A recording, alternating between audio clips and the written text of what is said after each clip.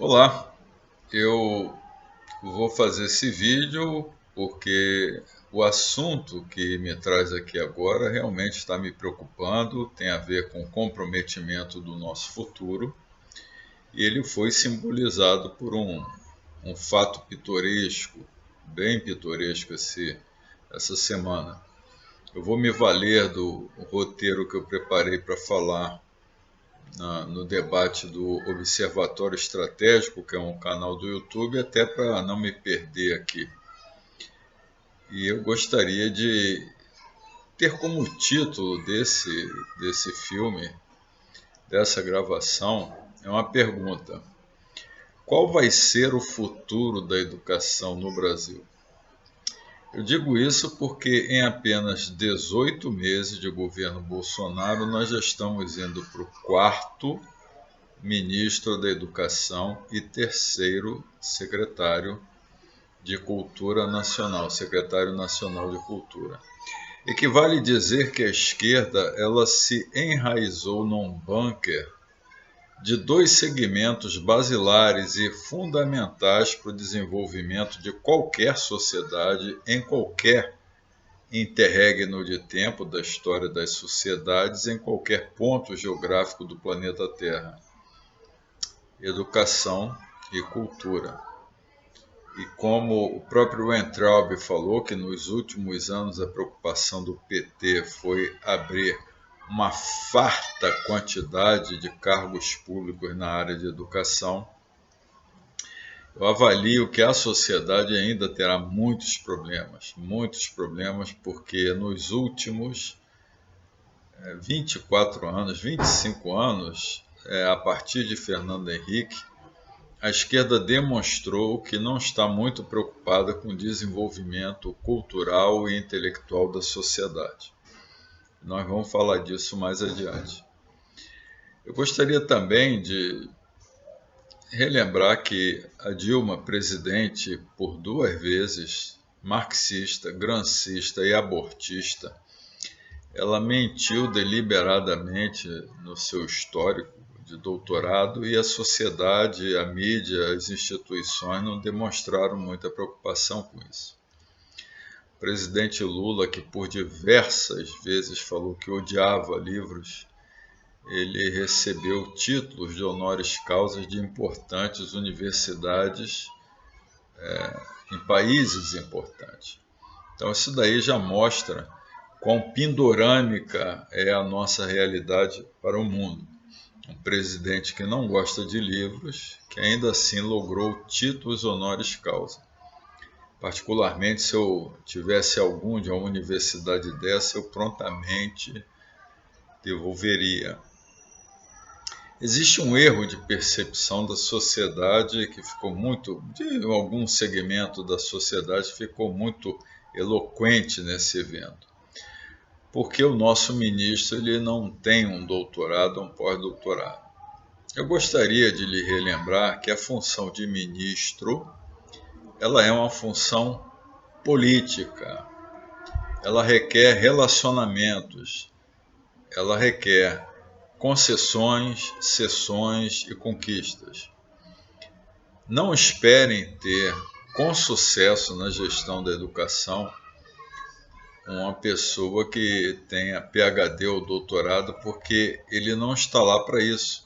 Está lá para ter relações políticas, para poder, da melhor maneira possível, dar consecução a uma gestão físico-financeira, que ela tem que começa a irradiar a partir do alto grau, mais alto grau da República, que é a gestão federal. Ela se espalha por 27 estados e depois se capilariza por 5.565 municípios. É nesse contexto que é necessário ter um ministro que ele tenha, sobretudo, percepção e desembaraço no trato político. Porque a exemplo que estamos vendo aí da distribuição da cloroquina, onde o presidente determinou que os laboratórios militares trabalhassem 24 horas por dia, 7 dias por semana, a cloroquina chegou nos municípios. Todavia, prefeitos e governadores simplesmente resolveram não distribuir. Essa é a realidade do Brasil. Então não se iludam achando que se colocando um PhD ou um doutor vai funcionar. O ministro ele não está lá para ser um eterno presidente de avaliação de bancas de defesa de tese, dissertação e trabalho de conclusão de curso. É uma bobagem pensar assim. Eu posso lhes dar o exemplo porque eu logrei 2 títulos de mestrado, um na Universidade da Força Aérea em Ciências Aeroespaciais e outro no Inter-American Defense College em Washington, onde eu logrei um mestrado em Segurança e Defesa Hemisféricas. Eu tenho um MBA na FGV em nível de pós-graduação e também tenho uma pós-graduação internacional no mesmo Inter-American Defense College que eu defendi e logrei o título antes de poder passar para o mestrado. E posso lhes dizer porque também fui gestor. Ao longo de 30 anos de carreira, o que eu mais fiz foi gerenciar. A cabeça, a estrutura intelectual, a estrutura mental de um gestor é substancialmente diferente de um pesquisador que oriunda no mestre, no doutor, no PhD. Porque aqueles se preocupam em esmiuçar, se aprofundar no detalhe, enquanto que o gestor ele tem que ampliar a sua percepção. A visão de um gestor é diametralmente oposta à visão utilitária de um pesquisador. Enquanto o pesquisador ele afunila, ele concentra, ele aprofunda a busca de conhecimento em especificidades científicas, o gestor ele tem que procurar ter um olhar macro, um olhar holístico, para poder fazer com que as coisas funcionem. Então não é só alocar recursos, preparar recursos humanos, também tem que ter a noção de como outros eventos conjunturais, estruturais, ele afetam a gestão. Então nós temos um país onde expressiva quantidade de municípios eles sofrem com problemas de seca, enchente, alagamentos, incêndios, baixíssima qualidade de provimento de energia elétrica, baixíssima qualidade de transporte e mobilidade urbana e rural. Temos muitas escolas em âmbito rural. E o gestor público ele tem que saber lidar com isso. Então não esperem que um gestor público na área de educação, ao saber que teve uma rachadura, ele vai querer pesquisar qual foi o tipo de fungo que fragilizou a composição de tijolo com cimento. É uma bobagem achar isso. Essa serventia é do pesquisador. Já o gestor ele tem que se preocupar com composição de solo, resistência de solo durante chuva, seca, solo próximos a estradas, quando caminhões e demais veículos pesados passam acima da tara e fragilizam o solo à sua volta, o terreno à sua volta, questões de alagamentos, infiltração em lençóis freáticos que começam a interferir no solo e vão gerando rachaduras até comprometer paredes de escola. Essa preocupação o pesquisador ele não tem, tampouco lhe é pertinente, mas o gestor ele é obrigado a ter. Portanto, essa celeuma de que nós teríamos que ter um PhD na educação, vou lhe dizer com franqueza, é bobagem. Bobagem, porque eu lidei com isso. Eu pesquisei para lograr 2 mestrados e também tive que abandonar essa estrutura intelectual e perceptiva para poder mudar para de gestor. É diametralmente oposto, acredita em mim. E vou prosseguir com 2 exemplos que eu acho muito interessantes. No governo João Figueiredo, nós tivemos um intelectual, um imortal da Academia Brasileira de Letras, chamado Eduardo Portela, como ministro da Educação.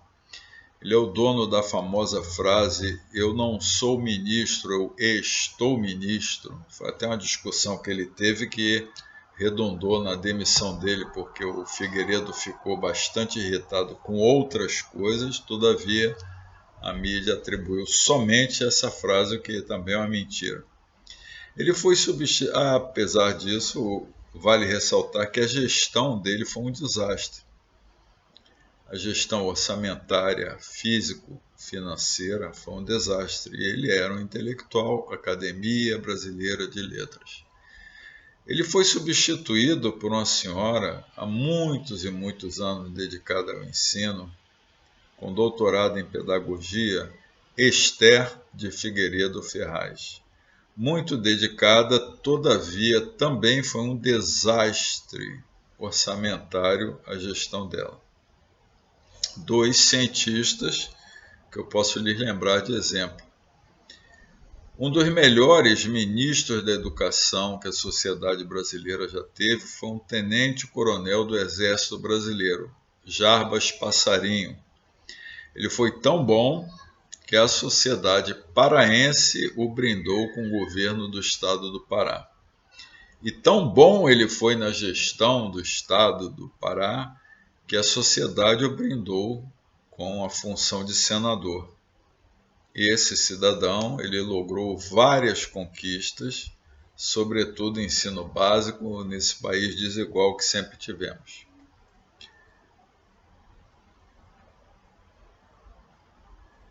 Estou procurando aqui esse roteiro para não comprometer. A função do ministro, além de política, ele tem que, a partir da gestão no âmbito federal, porque estamos falando de uma república federativa, é gerenciar recursos, viabilizar e fiscalizar a alocação e a gestão desse recurso. E tem que se ter a embocadura política, porque vamos dar um exemplo prático e recente. O presidente Jair Bolsonaro determinou que os laboratórios militares trabalhassem 24 horas, 7 dias por semana, para produzir a cloroquina de graça para os postos de saúde.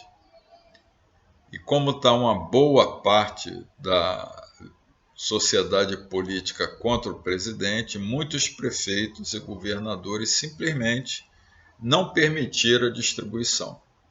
Então, é o exemplo que eu dou. Tem que saber chegar até o convencimento de prefeitos.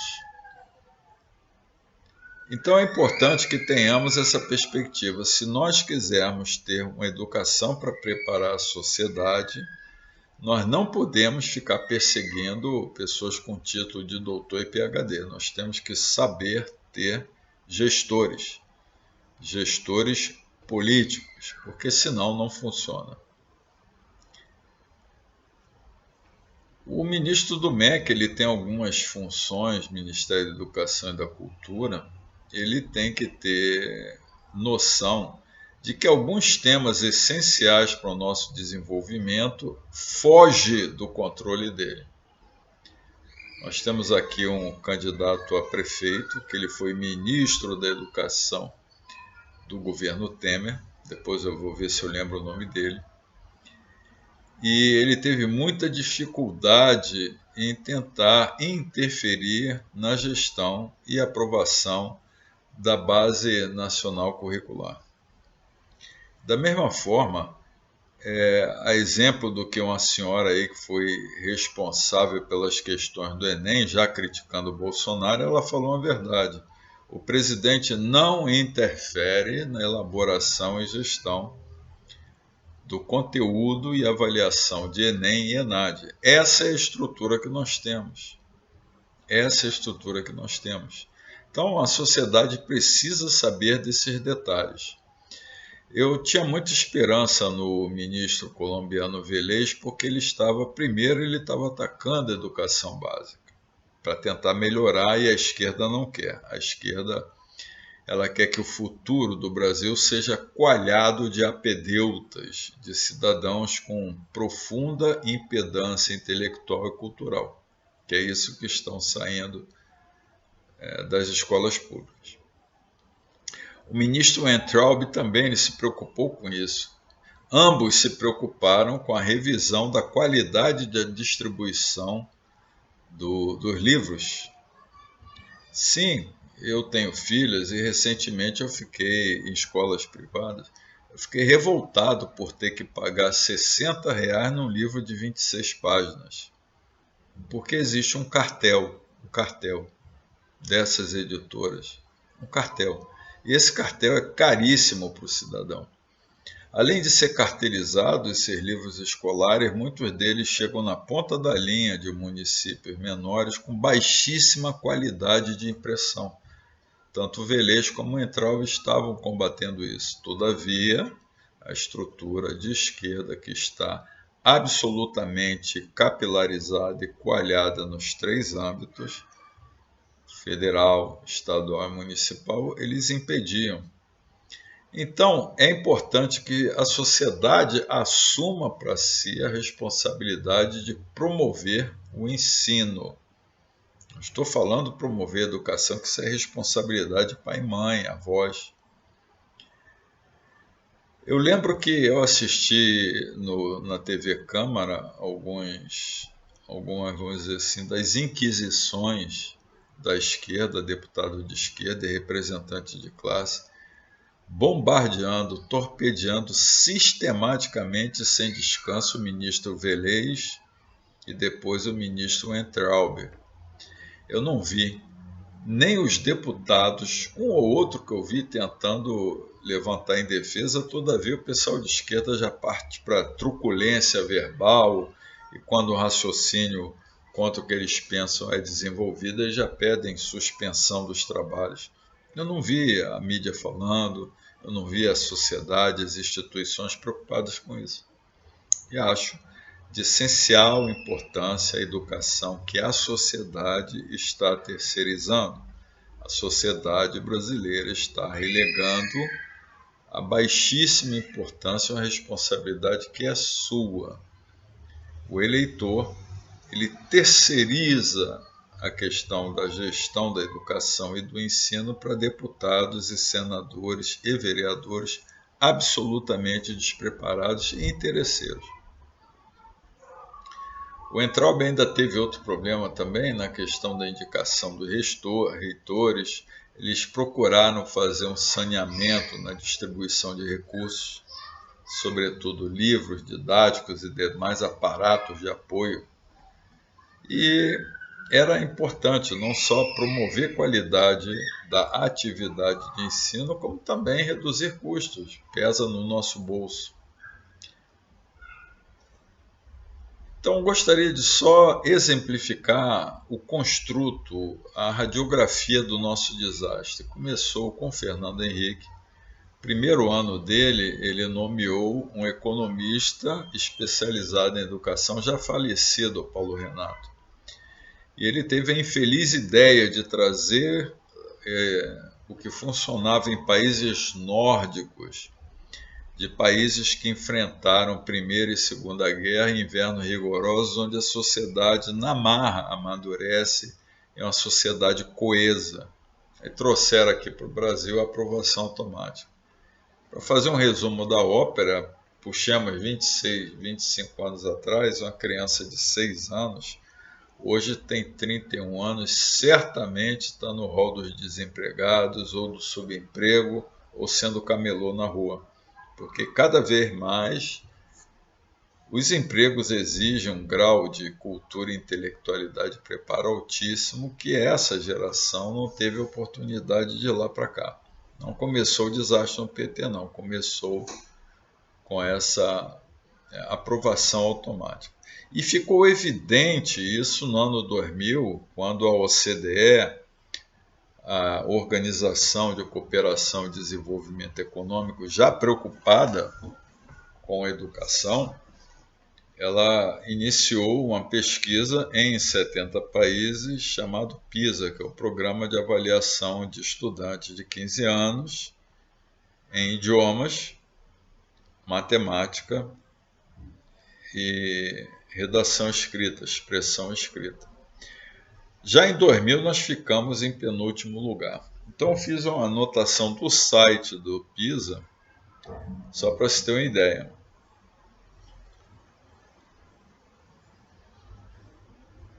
Do ano 2015, que foi a penúltima edição, foram 70 países. O Brasil ficou em 63º, 63 de 70. Ficou em 65 em matemática, dentre 70 países. Ficou em 63 em ciências e 59º ou 59 em leitura. Isso para um país que se pensa sexta economia do mundo, isso é um vergonhoso desastre. E a sociedade ela não assumiu, não quis interferir. Tanto é verdade que em 2018, dessa vez 78 países foram alcançados. Ficamos em 70º em 70 de 78 em matemática, 65 em ciências naturais e 57% em leitura. Muito ruins. Esse resultado hoje ele traduz, justifica e explica 12 milhões de desempregados, fora aqueles no subemprego. Nós também temos um gravíssimo apagão de mão de obra. As empresas elas têm dificuldade de contratar porque a capacitação intelectual do cidadão que sai de cursos de terceiro grau ou cursos técnicos ou de tecnólogos é muito baixa.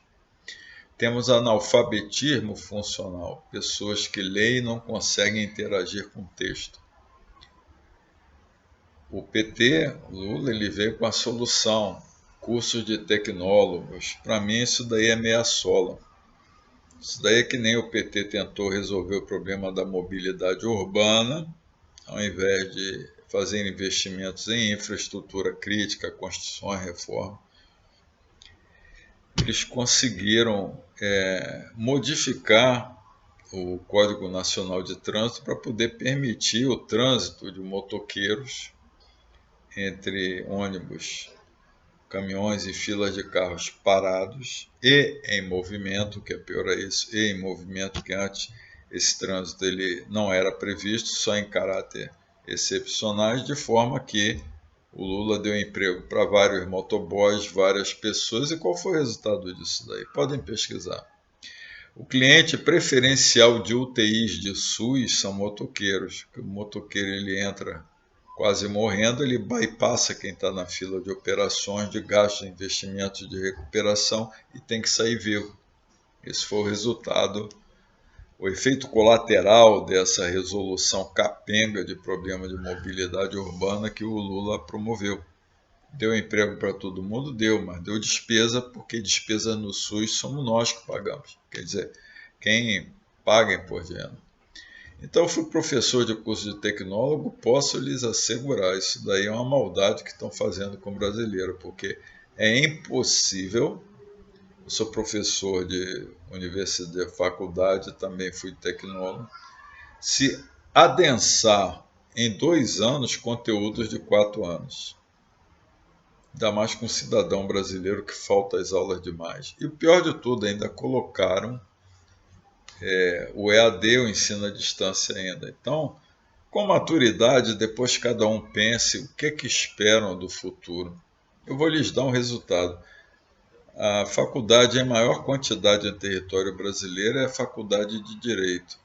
Todavia, esses bacharéis em Direito que saem dessa profusa quantidade de faculdade de Direito, apenas 3,7% ou 75% ou 3,5%, 3% conseguem se titular advogados por passar no exame da ordem de advogados, 3%. Mesma forma é o Revalida. O Revalida ele passou a dar oportunidade ao médico formado de fazer exame até 2 vezes até ser aprovado no Revalida e, pelo menos em tese, ter condições de clinicar.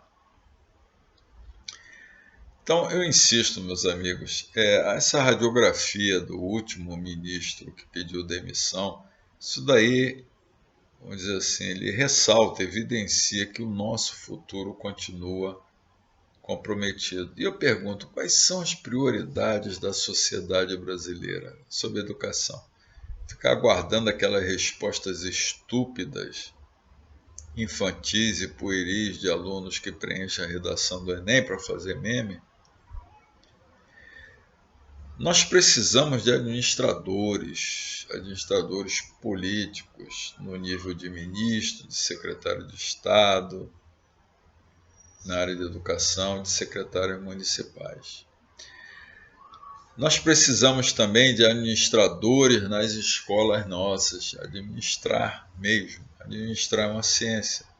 Não adianta colocar lá professor formado em pedagogia, que certamente eles podem até ter uma administração exemplar, mas com muito gasto, com muito sacrifício.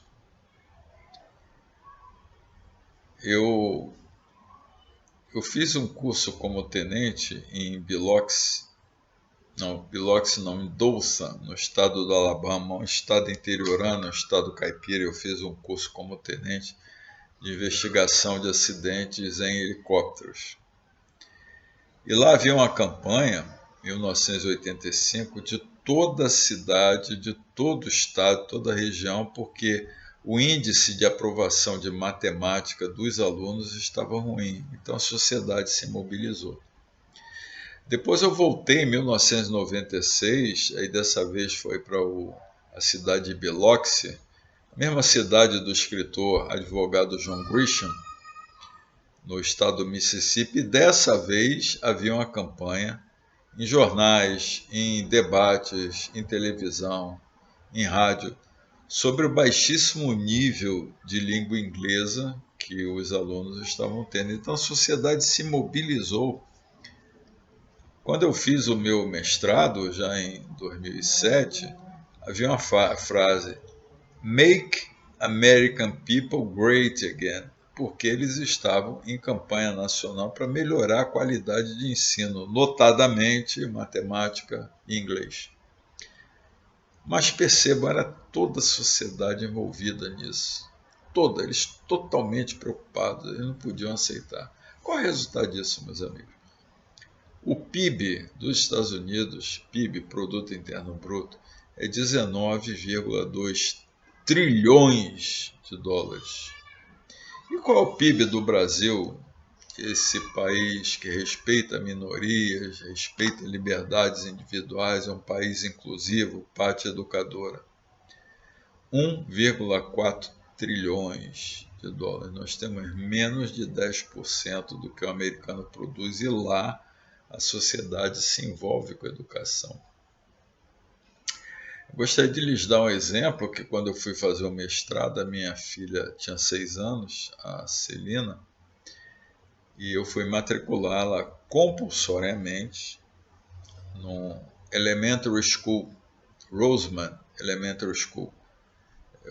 Morávamos em Rockville, no estado de Maryland, em uma escola estadual, ensino básico, extremamente limpa e organizada, não faltava nada. O Dean, o reitor, ele não era professor. Ele era um economista, mas com formação em administração escolar. Da mesma forma, tivemos que interagir com alguns hospitais e eu conversei com os diretores. Eles eram administradores hospitalares, eles não eram médicos. Então é muito difícil, a não ser que o professor médico tenha esse curso de administração, ele vá lograr condições de dirigir uma instituição, sobretudo pública.